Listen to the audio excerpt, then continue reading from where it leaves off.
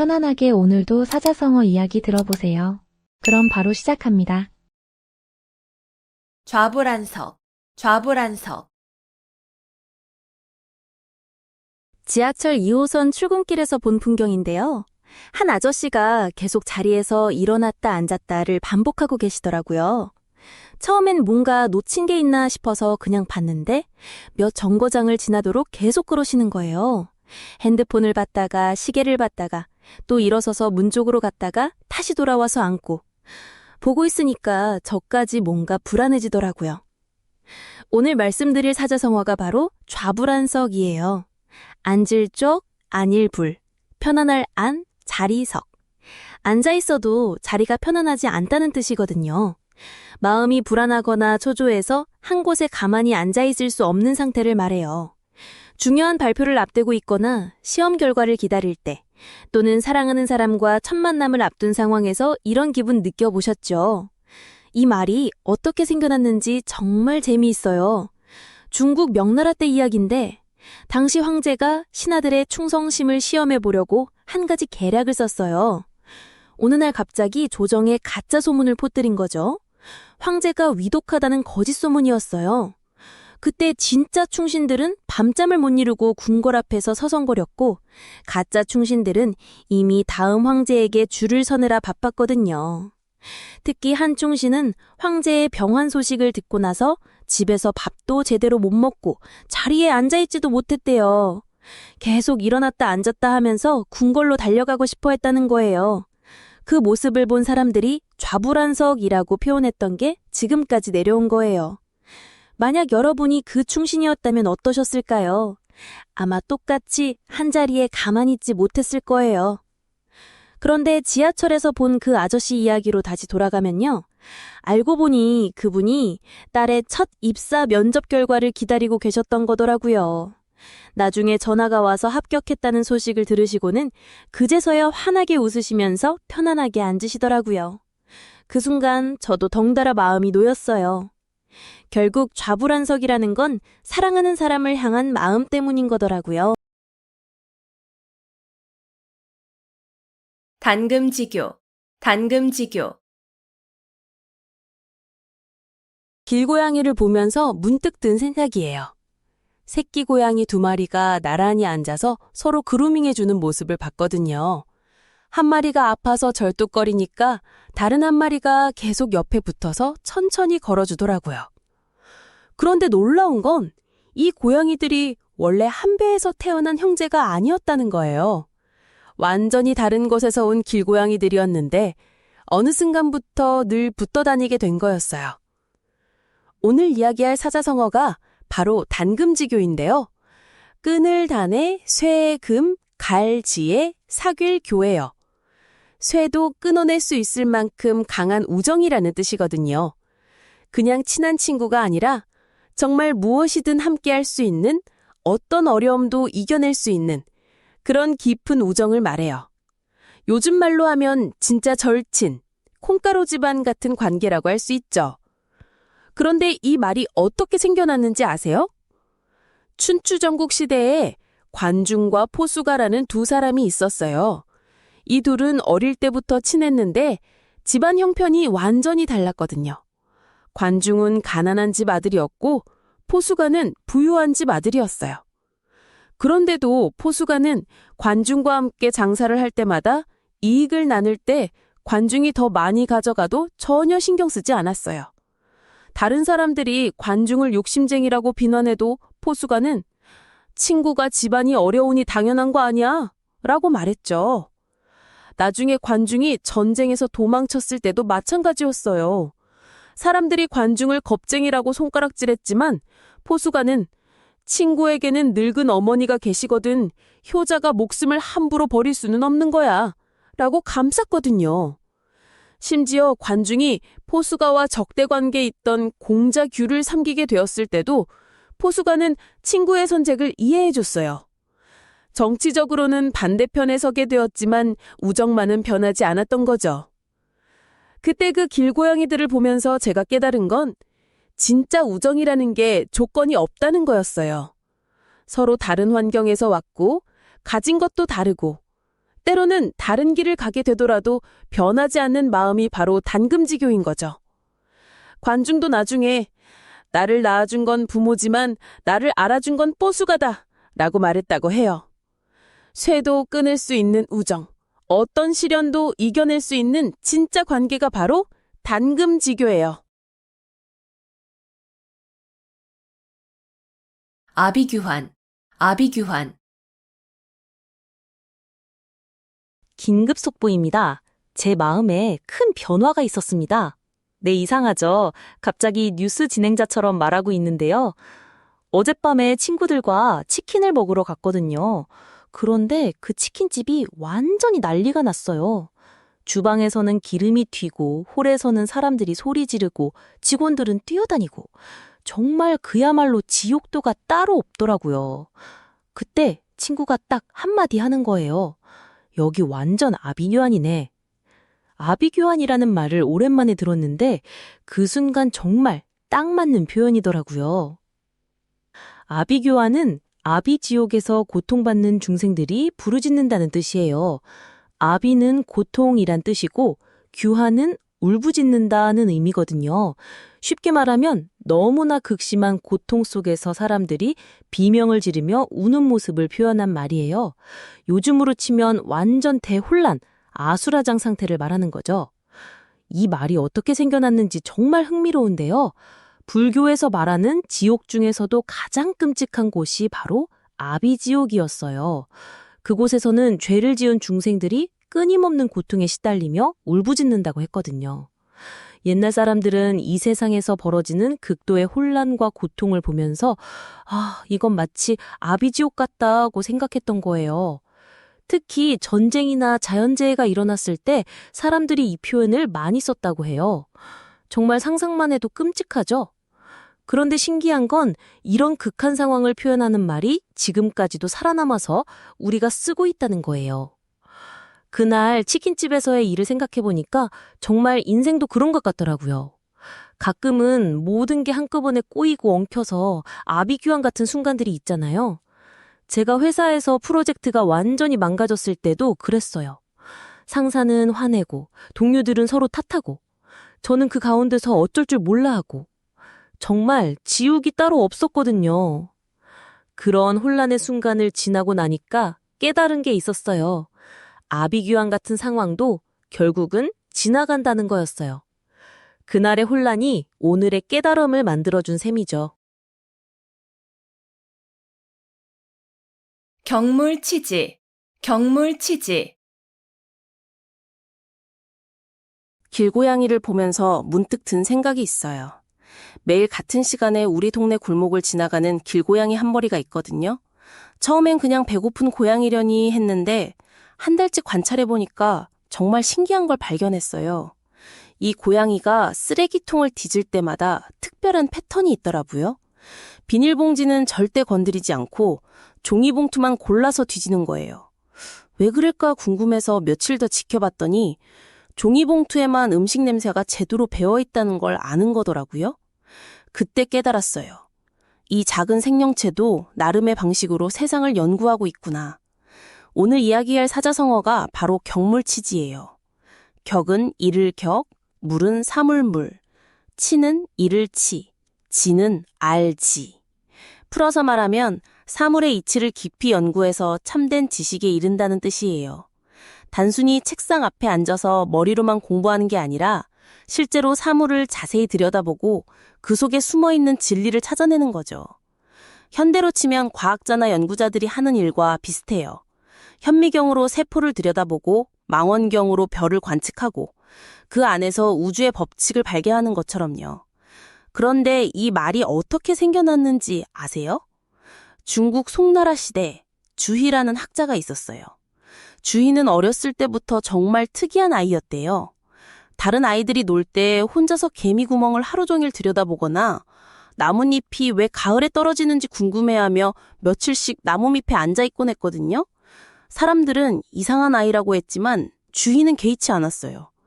그에게는 세상 모든 것이 연구 대상이었거든요. 성인이 된 주희는 이런 자신의 철학을 정리하면서 경물치지라는 개념을 만들어낸 거예요. 그는 말했어요. 진정한 삶은 머릿속 상상이 아니라 직접 관찰하고 경험하는 데서 나온다고. 만약 여러분이 그 시대에 살았다면 하루 종일 개미구멍만 들여다보는 사람을 어떻게 생각했을까요? 그 길고양이 이야기로 다시 돌아가 볼게요. 한 달 넘게 관찰한 끝에 정말 놀라운 걸 발견했거든요. 그 고양이가 단순히 배가 고파서 쓰레기통을 뒤지는 게 아니었어요. 비 오는 날에는 절대 나타나지 않고 바람이 강한 날에는 평소보다 30분 일찍 나타나더라고요. 왜 그럴까 생각해보니 비 오는 날에는 냄새가 약해지고 바람 부는 날에는 냄새가 빨리 날아가니까 일찍 와야 음식을 찾을 수 있는 거더라고요. 그 순간 깨달았어요. 경물치지가 바로 이런 거구나. 그냥 지나칠 수 있는 일상 속에서도 자세히 들여다보면 놀라운 지혜를 발견할 수 있다는 걸요. 작은 관찰이 큰 깨달음을 준다는 게 바로 경물치지의 핵심이에요. 수어지교, 수어지교. 여러분, 길고양이를 보면서 문득 든 생각이 있어요. 제가 어제 새벽에 편의점 가는 길에 한 마리 고양이를 봤거든요. 다리를 다쳐서 절뚝거리면서도 다른 고양이 한 마리 옆에 딱 붙어서 걸어가더라고요. 그 모습이 너무 신기해서 한동안 지켜봤는데 다친 고양이가 쓰러질 때마다 옆에 있던 고양이가 마치 부축해주듯이 몸을 기대게 해주는 거예요. 그 순간 문득 떠오른 말이 있었어요. 수어지교라는 말 말이에요. 수어지교는 물수, 물고기어, 이을지, 사글교로 이루어진 사자성어예요. 직역하면 물과 물고기의 관계라는 뜻인데 이게 왜 우정을 나타내는 말이 됐을까요? 물고기는 물 없이는 살 수 없잖아요. 그리고 물도 물고기가 있어야 생명력이 있어 보이고요. 서로가 서로에게 없어서는 안 될 존재, 그런 깊고 진실한 우정을 표현하는 말이에요. 그런데 이 말이 어떻게 생겨났는지 아세요? 중국 삼국시대로 거슬러 올라가요. 유비가 제갈량을 만나기 전 그는 정말 보잘것없는 존재였어요. 집신이나 팔면서 하루하루 연명하던 사람이었거든요. 그런 유비가 제갈량의 오두막을 3번이나 찾아가서 간절히 도움을 청했죠. 그때 제갈량이 유비를 받아들이면서 한 말이 바로 이거였어요. 저와 주공님의 관계는 물과 물고기 같을 것입니다. 둘이 만나면서 비로소 완전해지는 관계라는 뜻이었죠. 실제로 제갈량이 없었다면 유비는 그냥 평범한 장사꾼으로 끝났을 거고 유비가 없었다면 제갈량의 재능도 빛을 보지 못했을 거예요. 그래서 그때 제가 깨달은 건 진짜 소중한 사람이라는 게 그런 거더라고요. 편의점에서 돌아오는 길에도 그 고양이들이 여전히 함께 있었거든요. 다친 고양이는 여전히 절뚝거렸지만 옆에 있던 고양이가 계속 곁을 지켜주고 있었어요. 그 모습을 보면서 생각했어요. 내가 쓰러질 때 누가 내 곁에 있어줄까? 그리고 누군가 쓰러질 때 내가 곁에 있어줄 수 있을까? 진짜 친구는 서로 없으면 안 되는 존재예요. 물과 물고기처럼 말이에요. 등화가친, 등화가친. 40살이 되던 해 처음으로 혼자만의 시간이 주어졌어요. 아이들은 모두 잠들고 남편은 야근, 집안은 고요했죠. 그런데 이상하게도 그 정적이 무섭더라고요. 텔레비전을 켜야 할지 음악을 틀어야 할지 몰라서 한참을 서 있었어요. 그때 문득 책상 위 스탠드가 눈에 들어왔죠. 여러분, 등화가친이라는 말 들어보셨나요? 등불등, 불화, 가할가, 친할 친자를 써서 만든 사자성어인데요. 글자 그대로 풀면 등불과 친하게 지낸다는 뜻이에요. 무슨 등불과 친구가 된다는 걸까요? 바로 책을 읽기에 좋은 계절이 되었다는 의미거든요. 날이 추워지고 밤이 길어지면 등불을 켜고 책과 함께하는 시간이 소중해진다는 거죠. 이 말이 어떻게 생겨났는지 정말 재미있는 이야기가 있어요. 중국 당나라 때 한유라는 문인이 있었는데요. 이 사람이 조카에게 보낸 편지에서 처음 사용한 표현이거든요. 한유는 조카가 공부를 게을리하는 걸 보고 편지를 썼어요. 지금 가을이 되어 날씨도 선선하고 밤도 길어졌으니 등불 켜고 책 읽기 딱 좋은 때 아니냐? 면서요. 당시에는 전기도 없고 촛불이나 기름 등에 의존해야 했으니까 등불을 켜고 책을 읽는다는 건 정말 소중한 시간이었을 거예요. 더운 여름에는 촛불마저 더위를 가중시키고 추운 겨울에는 손이 얼어서 책장을 넘기기 힘들었을 테니까요. 그래서 선선한 가을밤이야말로 학문에 정진하기 최적의 때라고 생각했던 거죠. 그날 밤 저도 책상 앞에 앉아서 스탠드를 켰어요. 오랜만에 손에 잡은 책이었거든요. 아이 키우고 살림하느라 정말 오랫동안 제 시간이 없었는데 그 고요한 밤에 책장을 넘기는 소리가 이렇게 반가울 줄 몰랐어요. 등불 아래서 글자 하나하나를 따라가다 보니 그동안 놓쳤던 저 자신과 다시 만나는 기분이었죠. 결국 등화가친이라는 건 단순히 공부하라는 말이 아니라 바쁜 일상 속에서도 자신만의 소중한 시간을 만들어가라는 의미였던 거예요. 우심열렬, 우심열렬. 지하철 2호선 출근길에서 본 풍경인데요. 한 아주머니가 계속 핸드폰을 보면서 한숨을 쉬고 계시더라고요. 처음엔 뭔가 안 좋은 일이 있나 싶었는데 가만히 보니까 핸드폰 화면은 뉴스가 가득했어요. 경제 뉴스, 사회 뉴스, 국제 뉴스까지. 그 아주머니 표정이 점점 더 어두워지는 게 보였거든요. 그 모습을 보면서 문득 떠오른 사자성어가 하나 있어요.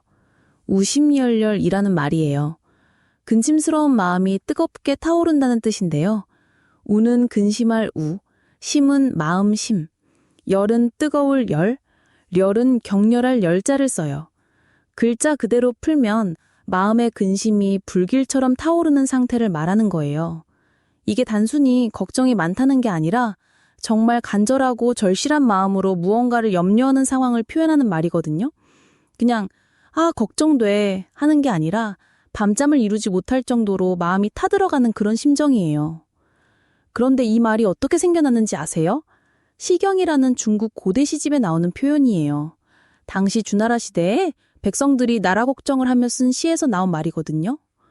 우심열렬, 염려, 분흥매라고 해서 근심하는 마음이 뜨겁게 타오르니 잠도 잘 수가 없다는 뜻이었어요. 그 시대 사람들은 전쟁이 일어날까봐, 흉년이 들까봐, 나라가 망할까봐 정말 간절한 마음으로 걱정했던 거예요. 개인의 작은 걱정이 아니라 온 백성들의 운명을 생각하며 가슴이 타들어갔던 거죠.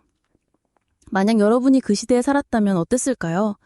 내일 무슨 일이 일어날지 모르는 불안감 속에서도 나라와 백성을 걱정하는 마음이 얼마나 절실했을까요?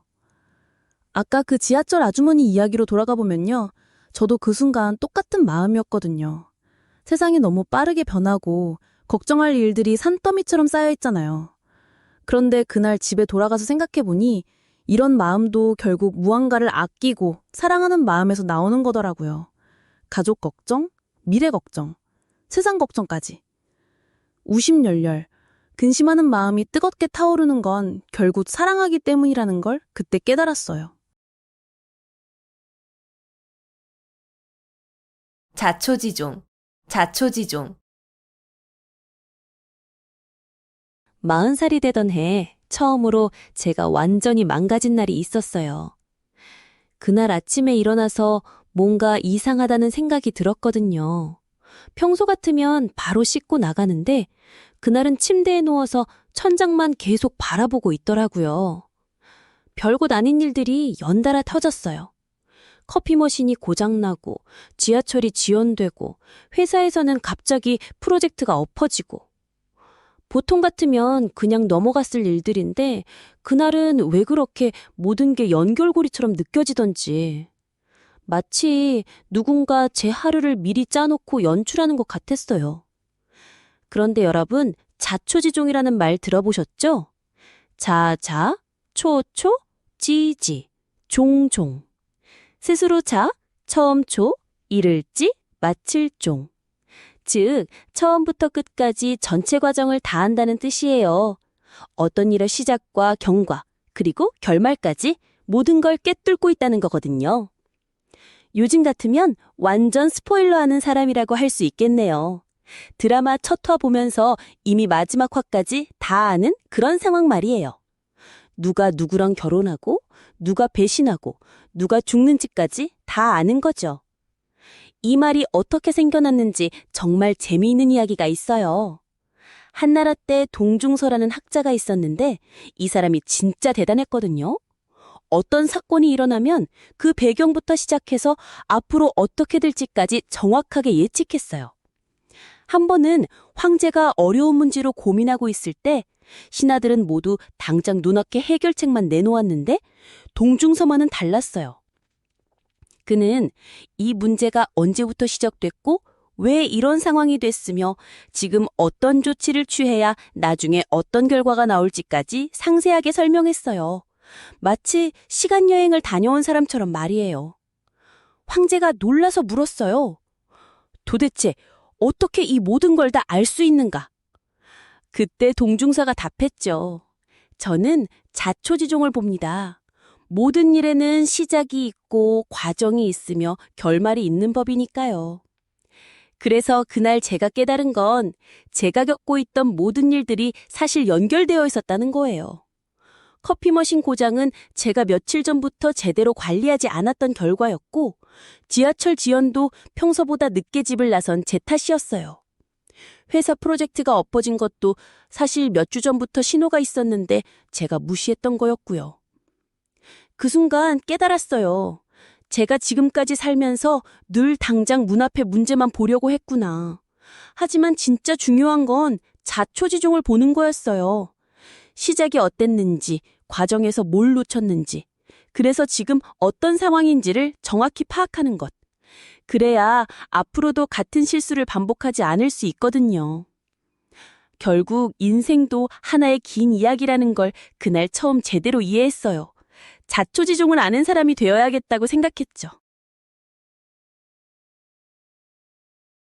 일파만파, 일파만파. 여러분, 방금 알게 된 사실인데 정말 소름 돋더라고요. 아파트 관리사무소의 민원 전화 한 통 때문에 결국 동 전체가 발칵 뒤집어진 사건이 있었어요. 처음엔 그냥 위층 소음 신고였는데 알고 보니 그 집은 불법 개조를 해서 원룸 여러 개로 나눠서 임대를 주고 있었던 거예요. 그래서 경찰이 와서 조사하다 보니까 옆집도 똑같은 상황이었고 그 옆집도 마찬가지였고 결국 한 개동 전체가 전수조사를 받게 됐다는 이야기를 들었어요. 이런 상황을 딱 표현하는 사자성어가 있어요. 바로 일파만파라는 말인데요. 일은 하나일, 파는 물결파, 만은 일만만, 파는 또 물결파예요. 말 그대로 하나의 작은 물결이 점점 커져서 만 개의 큰 파도가 된다는 뜻이거든요. 작은 일이 계속 번져서 결국 걷잡을 수 없이 큰 문제가 되는 걸 말해요. 그런데 이 말이 어떻게 생겨났는지 아세요? 중국 송나라 때 정이천이라는 학자가 한 말에서 나온 거예요. 그는 제자들에게 이렇게 말했어요. 호수에 작은 돌멩이 하나를 던져도 그 파문이 계속 퍼져서 결국 호수 전체에 영향을 미친다. 사람의 행동도 마찬가지다. 당시 정이천은 제자 중 한 명이 작은 거짓말을 한 것 때문에 이 말을 했다고 해요. 그 제자는 처음엔 이 정도는 괜찮겠지 했는데 그 거짓말 때문에 다른 사람들까지 연루되고 결국 큰 사건이 됐거든요. 만약 여러분이 그 제자였다면 얼마나 후회스러웠을까요? 그래서 그때 제가 깨달은 건데요. 처음 관리사무소에 전화했던 분도 설마 이렇게 큰일이 될 줄은 몰랐을 거예요. 그냥 조용히 살고 싶어서 신고한 건데 동네 전체가 난리가 났으니까요. 진짜 돌멩이 하나가 호수 전체를 흔든 셈이었죠. 작은 선택 하나가 생각보다 훨씬 큰 영향을 미칠 수 있다는 걸 항상 기억해야겠어요. 경전하사, 경전하사. 버스에서 만난 아주머니가 핸드폰으로 누군가와 통화하시는 걸 들었는데요. 야, 너희 둘이 싸우는 바람에 내가 다 피해봤잖아 하시더라고요. 옆에서 듣고 있던 제가 순간 뜨끔했어요. 이거 어디서 많이 본 상황인데. 오늘 말씀드릴 사자성어가 바로 경전하사예요. 고래가 싸우면 새우등이 터진다는 뜻이거든요. 경은 고래, 전은 싸울 전자, 하는 새우, 사는 죽을 사자를 써요. 큰 세력들이 다툼을 벌이면 아무 관련 없는 작은 존재들이 엉뚱하게 피해를 본다는 의미죠. 마치 바다에서 거대한 고래 2마리가 격렬하게 싸우면 그 물살에 휩쓸린 작은 새우가 등껍질이 깨져버리는 것처럼요. 그런데 이 말이 어떻게 생겨났는지 아세요? 중국 전국시대로 거슬러 올라가는데요. 당시 강대국인 진나라와 초나라가 치열한 패권 다툼을 벌이고 있었어요. 그 사이에 끼인 작은 나라들은 정말 곤란했겠죠? 이 편을 들면 저 편에서 침공하고, 저 편을 들면 이 편에서 압박하고. 특히 송나라라는 작은 나라가 있었는데 진나라와 초나라 사이에서 줄타기를 하다가 결국 양쪽 모두에게 미움을 받아 멸망당했거든요. 당시 송나라 백성들이 얼마나 억울했을까요? 자기들은 그저 평화롭게 살고 싶었을 뿐인데 강대국들의 욕심 때문에 모든 걸 잃게 된 거니까요. 그래서 그때 버스에서 든 생각이 바로 이거였어요. 제가 직장에서 겪었던 일이 떠올랐거든요. 부장님과 과장님이 어떤 프로젝트 방향을 두고 계속 의견 충돌을 하시더라고요. 그런데 그 와중에 저희 같은 사원들은 이것도 준비하라, 저것도 다시 만들어라, 온갖 추가 업무에 시달렸어요. 결국 둘 다 각자 원하는 대로 안 되니까 화풀이를 저희한테 하시더라고요. 정말 새우 등 터지는 기분이었어요. 고래가 싸우면 새우 등이 터진다니 작은 존재일수록 더 조심해야겠더라고요. 소탐대실, 소탐대실. 40살이 되던 해 처음으로 제대로 된 투자를 해보겠다고 마음먹었어요. 그때까지 적금만 넣으며 살았던 제가 말이에요. 어느 날 카페에서 옆 테이블에 앉은 아저씨가 통화하는 걸 들었는데 한 달에 100만 원씩 꼬박꼬박 넣으면 1년에 이자가 50만 원이 나온다는 거예요. 그 순간 제 눈이 번쩍 뜨더라고요. 그런데 사실 그때 제가 탐냈던 건 그 50만 원이 아니었어요. 바로 소탐대실이라는 말처럼 말이죠. 소탐대실, 작을 소에 탐할 탐, 클 대에 잃을 실. 작은 것을 탐하다가 큰 것을 잃는다는 뜻이에요. 눈앞에 작은 이익에 욕심을 부리다가 결국 더 큰 손해를 보게 된다는 의미거든요. 이 말이 어떻게 생겨났는지 정말 흥미로운 이야기가 있어요. 중국 춘추 전국시대에 노나라라는 작은 나라가 있었는데 이 나라 임금이 성급한 성격이었어요. 어느 날 적국에서 화친을 제안하면서 작은 성 하나를 바치겠다고 했거든요. 신하들은 모두 반대했어요. 분명히 함정이 있을 거라고 말이에요. 하지만 임금은 당장 눈앞에 성 하나가 너무 탐났던 거예요. 그래서 화친을 받아들였죠. 그런데 이게 정말 함정이었어요. 적국은 그 작은 성을 미끼로 노나라 군대를 유인한 다음 본진을 공격해서 노나라 전체를 점령해버린 거예요. 작은 성 하나를 얻으려다가 나라 전체를 잃어버린 셈이죠. 그때부터 사람들이 이런 어리석은 선택을 소탐대실이라고 부르기 시작했어요. 그래서 그때 제가 깨달은 건 저도 똑같은 실수를 할 뻔했다는 거예요. 그 50만 원이라는 작은 이자에 눈이 멀어서 검증도 안 된 투자에 목돈을 맡길 뻔했거든요. 다행히 그날 밤 잠이 안 와서 인터넷을 뒤져보니 완전 사기였어요. 많은 사람들이 원금을 날린 투자 상품이었죠. 작은 욕심이 인생 전체를 망칠 뻔한 순간이었어요. 결국 진짜 큰 것을 얻으려면 작은 것에 연연하지 말아야 한다는 걸 그때 뼈저리게 느꼈어요. 견물생심, 견물생심. 여러분, 백화점 지하식품관에서 일어난 웃지 못할 사건 하나 들려드릴게요. 지난주에 친구랑 약속이 있어서 백화점에 갔는데 시간이 좀 남아서 지하식품관을 구경하게 됐거든요. 처음엔 그냥 구경만 하려고 했어요. 진짜로요. 그런데 말이죠. 입구에서부터 뭔가 심상치 않더라고요. 갓 구운 빵 냄새가 코끝을 스치는 순간 발걸음이 저절로 그쪽으로 향하더라고요. 나는 그냥 보기만 할 거야. 이렇게 다짐하면서도 말이에요. 이런 상황을 딱 표현하는 사자성어가 있어요.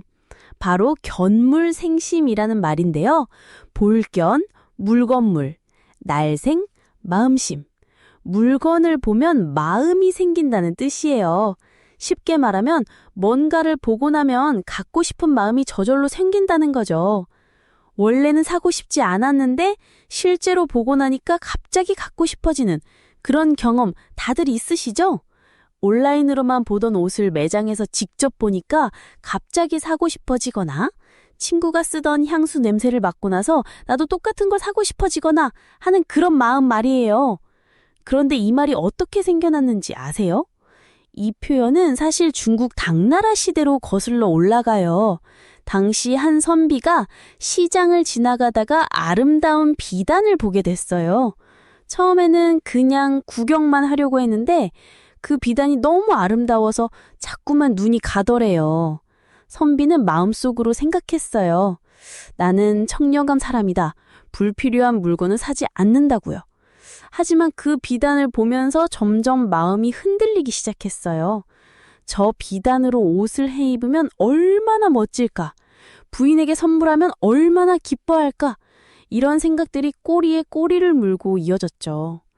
결국 그 선비는 비단을 사고 말았어요.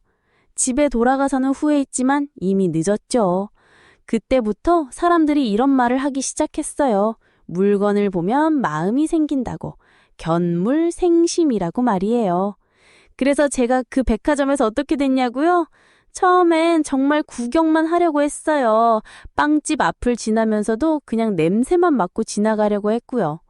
그런데 진열된 마카롱들이 너무 예쁘게 반짝반짝 빛나고 있더라고요. 핑크색, 연두색, 노란색까지 마치 보석 같아 보였어요. 그 순간 깨달았어요. 아, 이게 견물생심이구나.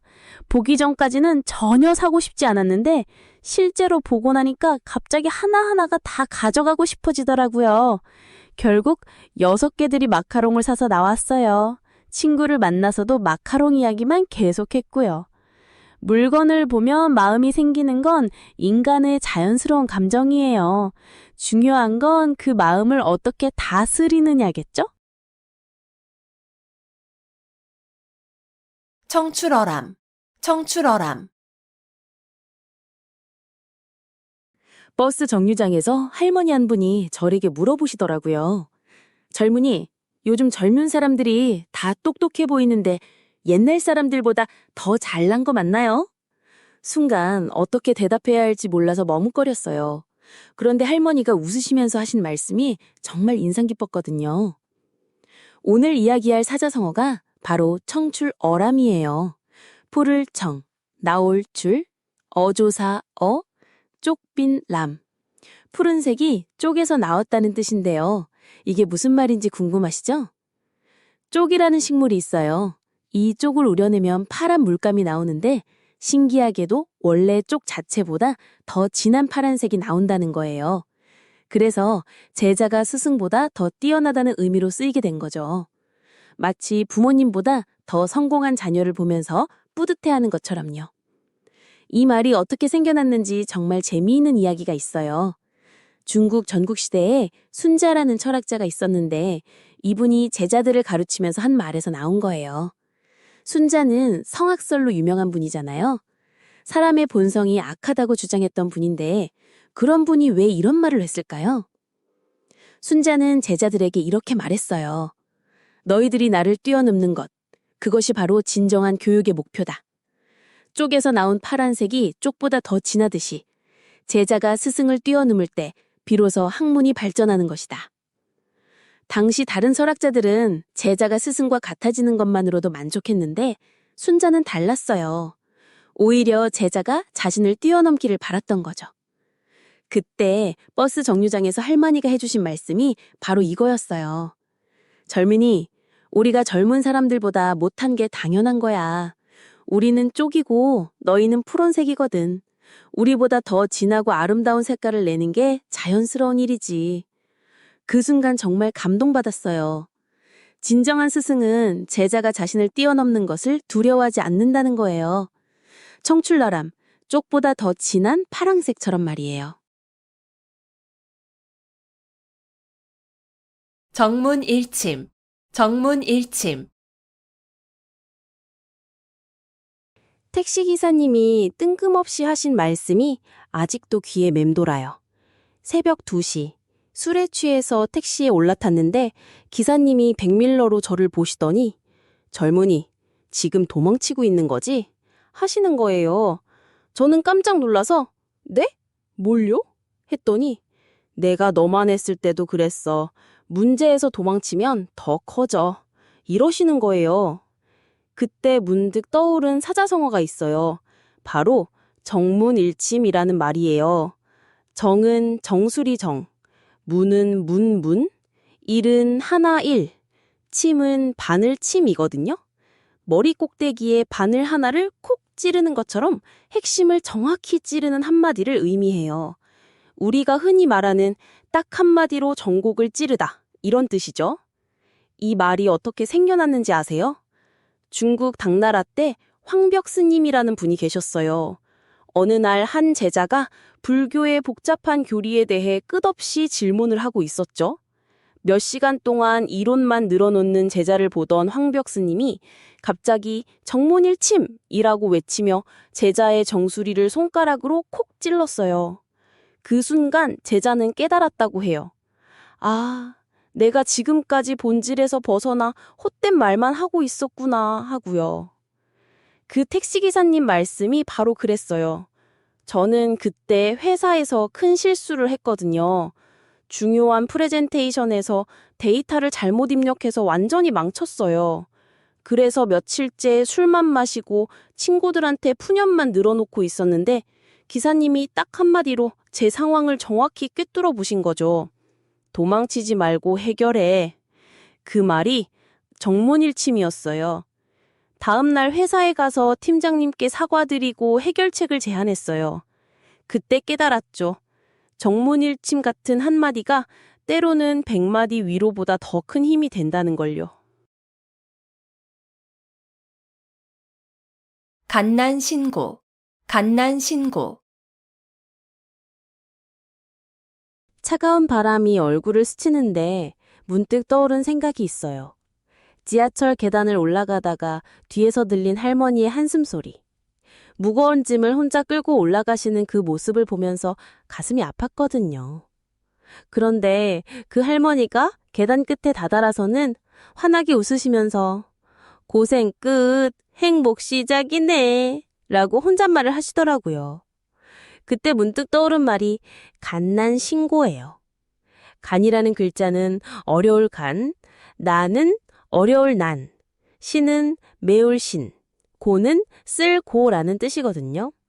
말 그대로 어렵고 힘들고 매우 쓰라린 고생을 겪는다는 의미죠. 우리가 인생을 살면서 피할 수 없는 그 힘든 순간들, 밤새워 울고 싶을 만큼 괴로운 시간들을 표현하는 말이에요. 그런데 이 말이 어떻게 생겨나는지 아세요?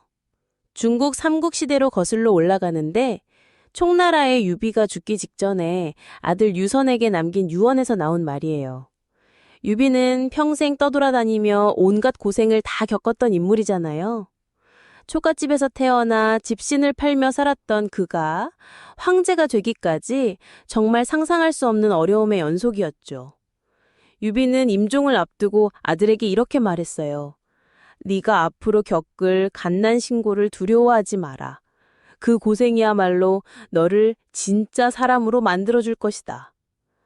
전쟁과 배신, 굶주림과 추위를 모두 견뎌낸 유비만이 할 수 있는 말이었죠. 만약 여러분이 그 자리에 있었다면 과연 그런 깊이 있는 조언을 할 수 있었을까요?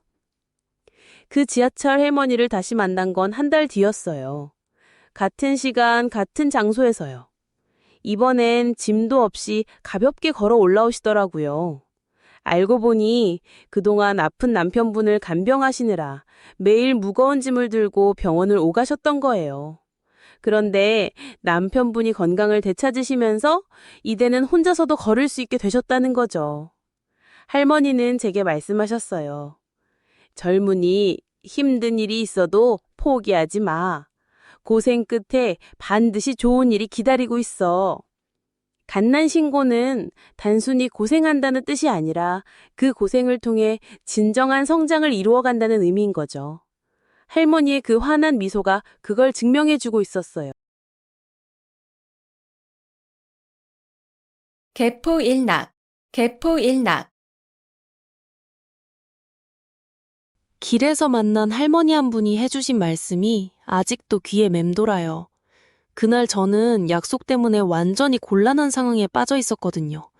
친구와 만나기로 했는데 갑자기 일이 생겨서 못 가게 된 거예요. 그런데 이미 친구는 2시간 거리를 달려와서 기다리고 있는 상황이었고요. 저는 버스 정류장에서 전화를 걸어야 할지 말아야 할지 고민하고 있었어요. 그때 옆에 계시던 할머니가 제 표정을 보시더니 이런 말씀을 하셨어요. 아가야, 약속은 목숨 걸고 지키는 거란다. 옛날에 개포라는 사람은 한 번 한 약속은 절대 어기지 않았다고 하더구나. 그 순간 저는 개포일락이라는 사자성어를 떠올렸어요. 개포일락. 개는 계절 개자가 아니라 성씨 개예요. 포는 베풀 포자, 일은 하나 일자, 낙은 떨어뜨릴 낙자인데 여기서는 약속이라는 뜻이에요. 그러니까 개포라는 사람의 한 번 약속이라는 뜻이거든요. 이게 바로 한 번 한 약속은 절대 어기지 않는다는 의미예요. 요즘 말로 하면 완전 믿을 수 있는 사람, 약속을 금과 옥조처럼 여기는 사람을 가리키는 말이에요. 이 말이 어떻게 생겨났는지 정말 재미있는 이야기가 있어요. 개포는 중국 한나라 초기에 살았던 실존 인물이었어요. 이 사람이 얼마나 약속을 잘 지켰냐면 당시 사람들 사이에서는 돈 1000냥을 얻는 것보다 개포에게서 약속 한마디를 받는 게 더 값지다라는 말이 돌 정도였거든요. 상상해보세요. 요즘으로 치면 몇억 원보다 그 사람의 약속 한마디가 더 소중하다는 뜻이에요. 개포는 어떤 상황에서도, 심지어 목숨이 위험한 상황에서도 자신이 한 약속만큼은 반드시 지켰어요. 그래서 사람들이 그에게 도움을 요청할 때는 정말 간절한 마음으로 부탁했고, 개포가 한번 알겠다고 하면 모든 사람이 안심했다고 해요. 할머니의 말씀을 들은 저는 바로 친구에게 전화를 걸었어요. 솔직하게 상황을 설명하고 정말 죄송하다고 했죠. 그런데 친구가 오히려 고맙다고 하더라고요. 미리 연락해줘서 고맙다고, 다음에 또 만나자고. 그때 깨달았어요. 약속을 지키는 것도 중요하지만 지킬 수 없을 때 솔직하게 말하는 것도 약속을 지키는 또 다른 방법이라는 걸요. 개포처럼 살 수는 없어도 최소한 내가 한 말에 대해서는 책임지려고 노력해야겠다는 생각이 들었거든요. 신뢰라는 건 하루아침에 쌓이는 게 아니라 작은 약속들을 하나씩 지켜나가면서 만들어지는 거더라고요. 호영호재, 호영호재. 지하철 2호선 출근길에서 본 풍경이었어요. 한 할아버지가 집방이를 짚고 계시는데 옆에 앉은 젊은 남자분이 자연스럽게 일어나서 자리를 양보하더라고요. 그런데 정말 놀라웠던 건 그 할아버지께서 고맙다고 하시면서 그 젊은이를 형님이라고 부르시는 거예요. 나이 차이는 좋기 40살은 되어 보였는데 말이에요. 그 순간 주변 사람들도 다 미소를 지었거든요. 왜냐하면 그 호칭 속에 진짜 마음이 담겨 있었거든요. 이런 마음을 딱 표현한 사자성어가 있어요. 바로 호형, 호재예요. 부를 호, 형, 형, 부를 호, 아우재. 서로를 형이라 부르고 아우라고 부른다는 뜻이에요. 나이나 지위에 상관없이 서로를 가족처럼 친근하게 대하는 거죠. 마치 진짜 형제처럼 아껴주고 돌봐주는 그런 관계를 말하는 거예요. 그런데 이 말이 어떻게 생겨났는지 아세요? 중국 위나라 시대에 관영이라는 사람과 화흠이라는 사람이 있었어요. 이 두 사람은 나이도 출신도 달랐지만 어릴 때부터 절친한 친구였거든요. 그런데 정말 재미있는 건 이들이 서로를 나이에 상관없이 형님, 아우 하면서 불렀다는 거예요. 주변 사람들이 보기에는 신기했죠. 어떻게 나이 차이가 나는데 서로를 그렇게 부를 수 있을까? 하지만 이 두 사람에게는 나이보다 마음이 더 중요했어요. 서로를 진짜 가족처럼 맡기고 사랑했으니까요. 그래서 사람들이 이들의 우정을 보며 호형호재라는 말을 만들어냈대요. 그날 지하철에서 본 할아버지와 젊은이의 모습이 바로 이런 거였구나 싶더라고요. 나이 차이는 있었지만 그 순간만큼은 서로를 진심으로 아끼는 마음이 통했던 거예요. 할아버지께서 형님이라고 부르실 때 그 안에 담긴 감사함과 따뜻함이 느껴졌거든요. 그리고 그 젊은이도 할아버지를 정말 소중한 어른으로 대하는 마음이 보였고요. 진짜 호영호재는 억지로 만들어지는 게 아니라 마음에서 우러나오는 거더라고요. 그 지하철 안에서 잠깐이었지만 두 사람 사이에 흐른 그 따뜻함이 지금도 기억에 남아요.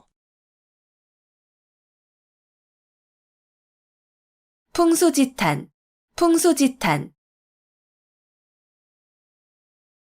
40살이 되던 해 처음으로 아버지 생신을 깜빡했어요. 스마트폰 알림도 안 받고 달력도 안 보고 그냥 평범한 하루를 보내고 있었는데 밤늦게 엄마한테서 전화가 왔어요. 아버지가 하루 종일 기다리셨다고 혹시 바빠서 못 온 건지 궁금해하셨다고 하시더라고요. 그 순간 가슴이 철렁했어요. 오늘 여러분께 들려드릴 이야기는 바로 풍수지탄에 관한 건데요. 풍수지탄은 바람풍, 나무우수, 지탄할지, 한탄할탄 이렇게 4글자로 이루어진 사자성어예요. 나무는 바람을 멈추고 싶어 하지만 바람은 그치지 않고, 자식은 부모님을 모시고 싶어 하지만 부모님은 기다려주지 않는다는 뜻이에요. 쉽게 말하면 부모님이 살아계실 때 효도하지 못하고 돌아가신 후에 후회하는 마음을 표현한 말이거든요. 그런데 이 말이 어떻게 생겨났는지 아세요? 중국 춘추 시대에 공자의 제자 중에 증삼이라는 사람이 있었어요. 이 사람은 정말 효성이 지극한 사람으로 유명했는데 하루는 산에 나무를 하러 갔다가 집에 손님이 오신 걸 몰랐어요. 어머니가 아들을 부르려고 했는데 마땅한 방법이 없잖아요. 그래서 손가락을 깨물었대요. 그런데 신기하게도 산에 있던 증삼이 갑자기 가슴이 아프면서 어머니가 자신을 부르고 있다는 걸 직감했어요.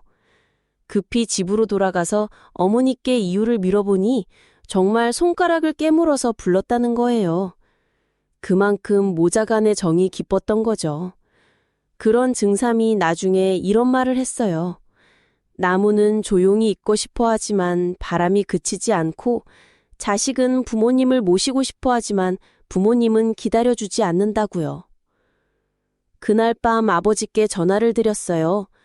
죄송하다고, 깜빡했다고 말씀드렸더니 아버지는 괜찮다고 하시면서도 목소리라 좀 쓸쓸하게 들렸어요. 그때 깨달았어요. 내가 바쁘다고 나중에 하면 된다고 생각하는 동안 부모님은 하루하루 늙어가고 계시다는 걸요. 시간은 누구에게나 공평하지 않잖아요. 내게는 아직 많이 남은 것 같지만 부모님께는 정말 소중한 하루하루인 거죠. 바람은 멈추지 않고 시간도 기다려주지 않지만 지금 이 순간만큼은 우리가 선택할 수 있어요. 남귤북지, 남귤북지. 엘리베이터가 바로 열린 그때 정말 신기하더라고요. 아침에 급하게 나왔는데 버튼을 누르자마자 띵 하고 문이 열리는 거예요. 그런데 엘리베이터 안에 있던 할머니 한 분이 저를 보시더니 이런 말씀을 하시는 거예요. 요즘 애들은 참 밝아 보인다. 우리 때랑은 다르구나. 하시면서요. 처음엔 그냥 인사치레인 줄 알았는데 그 할머니가 계속 말씀하시더라고요. 내가 시골에서 서울로 처음 올라왔을 때는 말이야, 사람이 완전히 달라졌다니까. 고향에서는 그렇게 활발하고 밝던 아이가 서울 와서는 조용해지고 소심해졌어. 그 말을 들으면서 문득 떠오른 게 있었어요. 남귤북지라는 말 들어보셨나요? 남쪽 귤이 북쪽 탱자가 된다는 뜻인데요. 남은 남쪽, 귤은 귤나무, 북은 북쪽, 지는 탱자나무를 말해요. 같은 귤나무인데 남쪽에서는 달콤한 귤이 열리지만 북쪽으로 옮겨 심으면 쓴맛이 나는 탱자가 된다는 거죠. 환경이 바뀌면 사람도 달라진다는 의미로 쓰이는 말이에요. 좋은 환경에 있던 사람이 나쁜 환경으로 가면 나빠질 수 있다는 뜻으로 주로 사용되거든요. 그런데 이 말이 어떻게 생겨났는지 아세요? 춘추전국 시대 제나라 이야기예요. 제나라에서 초나라로 사신을 보냈는데 그 사신이 초나라에서 도둑질을 했다가 붙잡힌 거예요. 초나라 사람들이 역시 제나라 사람들은 원래 도둑이 많다? 며 비웃자 제나라 사신이 이렇게 대답했어요.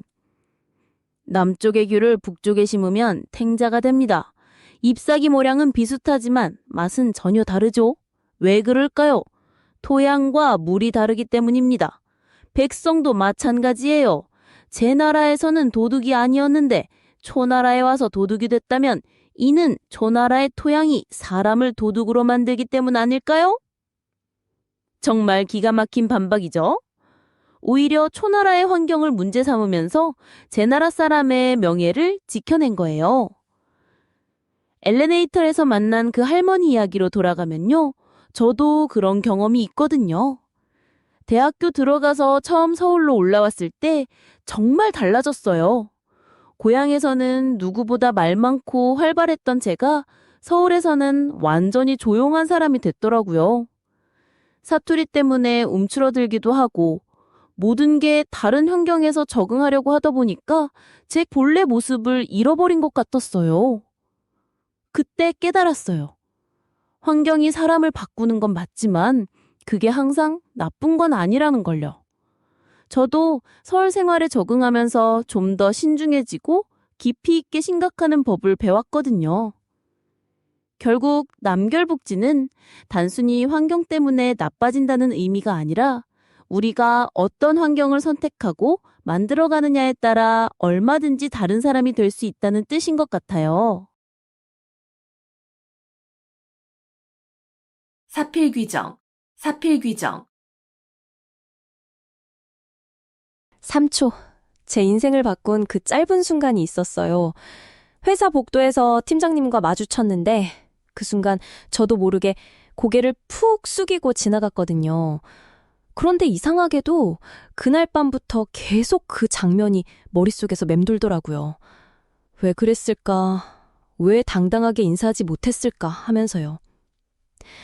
사필귀정이라는 말 들어보셨나요? 사자성어인데요. 사는 일사, 필은 반드시 필, 귀는 돌아갈 귀, 정은 바를 정자예요. 직역하면 일이 반드시 바른 곳으로 돌아간다는 뜻이에요. 쉽게 말하면 잘못된 일은 언젠가 바로잡히고 옳은 일은 결국 빛을 본다는 거죠. 이 말이 어떻게 생겨났는지 정말 흥미로운 이야기가 있어요. 중국 한나라 때 동중서라는 학자가 있었는데 이 사람이 황제에게 옳는 글에서 처음 썼다고 해요. 당시 조정에는 권력을 남용하는 신하들이 많았거든요. 백성들은 고통받고 있는데 아무도 그들을 막지 못하는 상황이었어요. 그런데 동중서는 황제에게 이렇게 말했어요. 모든 일은 반드시 제자리로 돌아갑니다. 지금 당장은 악한 자들이 잘 나가는 것 같아도 결국에는 정의가 승리할 것입니다. 황제가 이 말을 듣고 크게 감동받아서 부정부패를 척결하기 시작했다고 해요. 그때부터 이 말이 널리 퍼지게 된 거죠. 그러고 보니 제가 팀장님을 피했던 그날 이야기로 돌아가는데요. 사실 그때 저희 팀에 불공정한 일이 하나 있었어요. 제가 열심히 준비한 프로젝트 아이디어를 다른 동료가 자기 것처럼 발표한 거예요. 저는 너무 속상했지만 아무 말도 못하고 있었거든요. 그래서 팀장님 얼굴을 보기가 민망했던 거죠. 하지만 신기하게도 한 달 뒤에 진실이 밝혀졌어요. 다른 팀원이 우연히 제가 먼저 작성한 기획서를 보게 됐고 팀장님께 사실을 말씀드린 거예요. 결국 그 동료는 사과하게 됐고 저는 정당한 평가를 받게 됐죠. 세상에는 정말 신기한 법칙이 있는 것 같아요. 아무리 꼬여도 결국에는 제자리를 찾아간다는 거예요. 그날 복도에서 고개를 숙였던 제가 지금은 당당하게 걸을 수 있게 된 것처럼요.